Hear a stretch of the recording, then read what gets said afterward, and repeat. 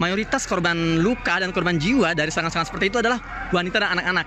Ya teman-teman, ini baru satu, itu dia, berhasil mengevakuasi satu syahid lagi. Ya Allah. Jadi sudah 20 hari sejak Gaza dibombardir ini, korban jiwa sudah mencapai angka 7.000 lebih. Ya Allah teman-teman, ini tempat kediaman keluarga Abu Syamalah di Khan Yunis, jalur Gaza bagian selatan. Kita bisa lihat kehancurannya ya Allah. Jadi diperkirakan ada 40 korban jiwa. Sudah ini yang baru dievakuasi sekitar 25. Ya Allah ya Karim, subhanallah, ya Allah. Alhamdulillah salam ya jemaah.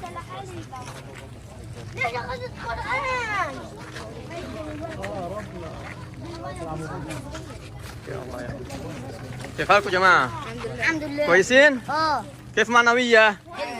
ها؟ عالي. ما شاء الله عليكم، ما شاء الله عليكم. Teman-teman tahu gak? Jadi sejak 2 minggu terakhir ini, Israel ini kan terus mengultimatum warga Gaza di sebelah utara untuk evakuasi, tinggalkan wilayah utara, tinggalkan jalur Gaza utara atau kota di utara, dan mengungsilah ke wilayah selatan. Dan antum tahu gak? Sejak ultimatum dilakukan dan sejak ribuan warga Gaza, bahkan ratusan ribu itu mengungsi ke selatan, ternyata tingkat pembunuhan itu lebih tinggi di selatan. 65% korban jiwa itu sampai hari ini itu dibunuh di selatan. Dan sekarang saya lagi ada di Khan Yunis, di jalur Gaza bagian selatan, dan beberapa jam yang lalu ini rumah belakang saya ini namanya rumah keluarga Abu Syamalah. Ini dibombardir oleh 5 roket yang sangat besar. Dan sudah 25 lebih jenazah yang berhasil dievakuasi sejauh ini. Sementara menurut perkiraan warga setempat, jumlah korban yang meninggal ini lebih dari 40 korban jiwa, dan ini masih terus dilakukan upaya evakuasi. Kita bisa lihat belakang saya. Ya, ini evakuasi terus berlanjut. Benar-benar ini semakin brutal mereka ini, dan antum harus tahu, mayoritas korban luka dan korban jiwa dari serangan-serangan seperti itu adalah wanita dan anak-anak. Jadi sudah 20 hari sejak Gaza dibombardir ini, korban jiwa sudah mencapai angka 7.000 lebih, di mana hampir 3.000 diantaranya itu adalah anak-anak, dan 1.200 lebih itu wanita. Ya, ini baru berhasil menemukan syahid nih. Ya Allah, ya Allah, ya Allah. Ya teman-teman, ini baru satu, itu dia, berhasil mengevakuasi satu syahid lagi. Ya Allah. Jadi masih banyak banget yang terkubur di belakang saya ini, masih tertimbun di antara reruntuhan dan puing-puing bangunan. Kita doakan semoga ini semua cepat berakhir. Semoga tidak ada lagi korban jiwa dan korban luka yang jatuh, teman-teman. Ya Allah, doakan kami di Gaza, Palestina. Saya Muhammad Hussein. Assalamualaikum warahmatullahi wabarakatuh.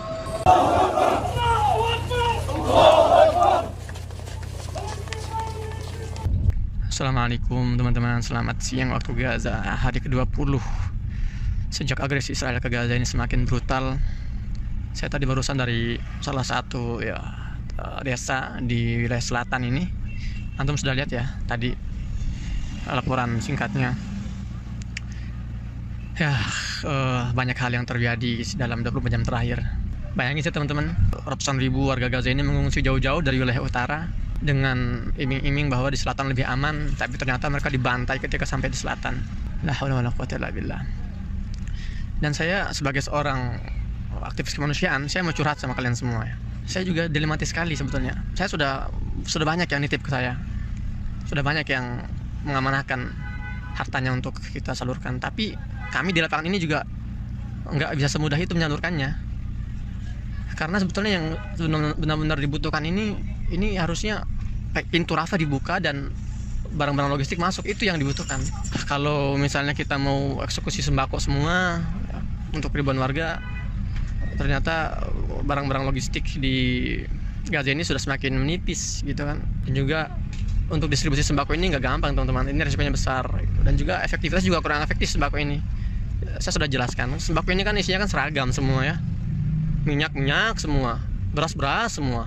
Tapi ketika kita berikan ke keluarga yang mengungsi, mereka mengungsi itu kan nggak ada kompor, nggak ada dapur khusus gitu loh. Jadi gimana mereka mengolahnya? Juga para pengungsi ini juga punya kebutuhan yang bukan hanya sembako, jadi seperti pampers, pembalut. Makanya kita inisiatif bagi-bagi kupon belanja. Kita bawa ribuan warga ini untuk datangi sebuah mall, beberapa mall gitu ya, untuk mereka milih sesuai kebutuhan. Tapi ternyata mall-mall itu juga sudah semakin menipis persediaannya gitu.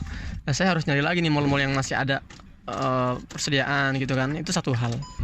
Kemudian hal yang lainnya, kita mau eksekusi program obat-obatan misalnya kan. Tapi saya ini sudah semingguan ya keliling-keliling ke gudang-gudang farmasi, logistik medis. Memang nggak ada.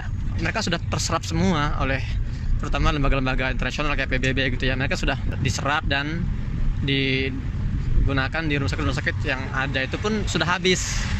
Jadi rumah sakit pun sudah kewalahan mereka sekarang ini, nggak bisa memberikan apa istilahnya ya, perawatan atau treatment terendah pun nggak bisa mereka berikan karena sudah tidak lagi punya obat-obatan. Memang ada sih kalau saya keliling-keliling ke beberapa farmasi-farmasi lokal, namanya itu apa, toko-toko obat, itu masih banyak obat-obatan, cuman obat-obatan yang bukan urgen gitu loh, obat-obatan yang sifatnya itu kayak pil gitu kan, kayak misalnya obat sakit panas, sakit flu gitu. Artinya bukan seperti cairan opname, itu dibutuhkan tuh cairan opname, terus alat suntik, kemudian juga anestesi, obat bius, itu yang dibutuhkan, tapi sudah nggak ada. Kan jadi saya pusing, saya harus gimana nih gitu. Memang satu-satunya solusi untuk hari ini ya buka perbatasan Rafah gitu. Dan karena masalah rumah sakit pun bukan hanya ketiadaan obat-obatan, membeludaknya korban luka, korban jiwa, itu juga membuat mereka kewalahan, membuat tim medis ini nggak bisa menangani dengan baik. Dan mereka ini sudah seminggu ini setiap hari itu membuat seruan-seruan kepada seluruh masyarakat Gaza yang punya background medis, perawat, dokter, apalah itu, entah yang masih aktif atau yang sudah pensiun, harap semua merapat ke rumah sakit terdekat karena mereka butuh SDM untuk mengimbangi jumlah korban, jumlah pasien yang terus datang ribuan dari hari ke hari. Sudah separah itu teman-teman. Jadi ya saya nggak bisa berbuat banyak. Jadi selain misalnya juga SDM dan fasilitas, bahan bakar juga sekarang ya Allah nggak bisa. Antum lihat deh, nih sekitar saya, ini jarang sekali nih ada mobil-mobil yang gerak nih, sepi. Sekarang mereka tuh kalau berkendaraan itu, kalau mereka mau gerak itu pakai apa coba? Nih saya kasih lihat nih, ya saya kasih lihat contoh nih. Ini peralatan yang masih bisa bergerak di Gaza tuh ini nih. Nah tuh dia tuh, keledai, karena nggak ada solar, nggak ada bensin. Anak-anak pun ini ya, mobil yang saya naik ini dia karena sudah alhamdulillah sudah stok solar untuk sebulan di rumahnya. Jadi ya alhamdulillah masih ada untuk gerak sana sini, untuk survei lapangan, untuk distribusi, alhamdulillah. Tapi kita lihat kondisi Gaza ini sekarang memang sudah lumpuh total teman-teman. Jadi ya harapan kita ini adalah tekanan-tekanan negara-negara dunia, negara-negara internasional. Ayo dong, masa saya nggak bisa sih memberikan sanksi kepada Israel ini? Paksa mereka untuk menghentikan serangan, buka pintu perbatasan, biarkan logistik itu masuk, bahan bakar itu masuk, pangan, sandang, papan itu masuk. Ini sudah kelewat parah teman-teman. 50% bangunan di Gaza ini sudah hancur gitu kan. Allah alam lah. Saya juga tadi ngelihat antrian roti itu yang benar-benar membludak sekali gitu kan, sampai ya ada clash antara satu sama yang lain, korban-korban terus berjatuhan. Dana yang masuk ke saya ini saya berusaha untuk salurkan. Jadi sejauh ini alhamdulillah kita masih melanjutkan program kupon belanja. Itu yang bisa kita lakukan sekarang. Yang paling efektif itu hari ini itu adalah kupon belanja. Jadi kita yang awalnya sudah eksekusi 1000 keluarga, sekarang kita akan eksekusi lagi 1000 lagi, terus setelah bertahap. Biarkan mereka yang pengungsi-pengungsi itu yang nggak punya kemampuan belanja itu, kita berikan kesempatan untuk belanja sesuai kebutuhan mereka. Bukan kita nentuin, tapi mereka yang nentuin. Ya, meskipun sekali lagi logistik atau barang-barangnya pun sudah sangat tipis teman-teman di toko-toko itu, di mall-mall itu kan. Ya, jadi terus bagaimana dengan nasib ini ambulan nih. Ya, setiap hampir 24 jam kita dengar suara ambulan-ambulan ini nih, yang terus bolak-balik menjemput dan mengantar para korban. Ya teman-teman, terus gimana nasib donasi yang sudah sampai kepada kita misalnya kan. Jadi gini, apa yang terjadi hari ini tuh dampaknya itu masih sangat lama sekali ya. Kita juga nggak bisa terburu-buru harus mengeksekusi semua bantuan hari ini, karena kondisi sekarang memang situasinya tidak kondusif untuk untuk bisa maksimal ya untuk memberikan bantuan. Kita nggak bisa bagi-bagi bantuan ini secara misalnya sporadis itu kan, tanpa adanya koordinasi gitu kan. Saya bisa aja foto jika dokumentasi laporin semuanya, nggak bisa aja, cuman kan haram itu hukumnya kan. Jadi yang kita dokumentasikan harus sesuai dengan yang kita eksekusi, yang kita eksekusi harus sesuai dengan laporan kita. Dan kita ini ketika membagi-bagi bantuan ini nggak random orang itu, kita kerjasama dengan pihak-pihak terkait, kementerian terkait yang masih beroperasi gitu kan. Kita minta list nama-nama yang memang terverifikasi mereka ini pengungsi dan juga kondisinya sulit gitu kan, biar kita nggak salah target juga. Jadi ya sebetulnya teman-teman terus jangan berhenti, ajak yang lain untuk ikut kirimkan hadiah terbaik untuk Palestina. Itu pasti akan kita salurkan insya Allah selama kita. Ya nanti kalau sudah misalnya ada waktu gencatan senjata gitu kan, beberapa jam atau gencatan senjata beberapa hari, itu kita langsung optimalkan untuk kita bergerak ke sana sini untuk eksekusi program. Atau kalau misalnya ada gencatan senjata yang istilahnya yang jangka panjang gitu ya, gencatan senjata jangka panjang, serangan-serangan berhenti total dan bantuan-bantuan masuk, logistik mulai masuk, di situ kita akan lebih maksimal. Banyak yang bisa kita lakukan teman-teman. Kita bisa misalnya setelah perang berakhir ini ya, kita ya akan ada obat-obatan yang masuk dan kita akan eksekusi program obat-obatan. Atau misalnya rumah-rumah yang rusak sedikit ya, kita akan bantu bangun lagi rumah-rumah mereka yang ya dengan dana yang kita miliki gitu kan.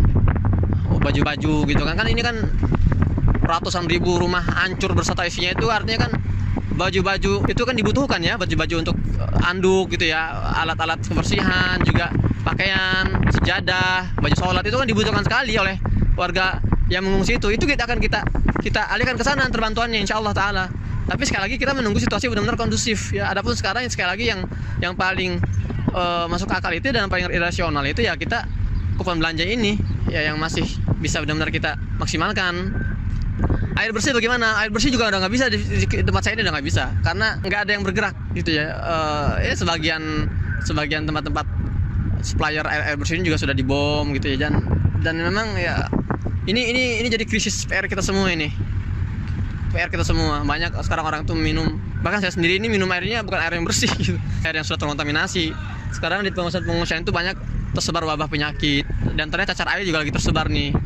Jadi kondisi bencana kemanusiaan ini terus semakin memburuk. Ya, dan kita harapan satu-satunya ya, kita berdoa pada Allah semoga ini segera selesai, dan negara-negara yang sedang nonton tolonglah lebih proaktif lah, lebih tunjukkan lebih keseriusannya gitu ya. Tekanlah agar serangan-serangan ini berakhir gitu kan. Berikan sanksi kepada para teroris Netanyahu dan teman-teman satu kolam itu ya. Tunggu apa lagi? Apakah menunggu korban terus berjatuhan, menunggu anak-anak tak berdosa dibunuhin? Ya Allah ya Karim, semoga setiap langkah kita dilindungi oleh Allah Ta'ala dan dicatat sebagai pahala jihad perjuangan fisabilillah. Itu yang bisa saya sampaikan teman-teman. Hari ini hari Kamis 26 Oktober 2023. Saya Muhammad Hussein mohon pamit. Assalamualaikum warahmatullahi wabarakatuh.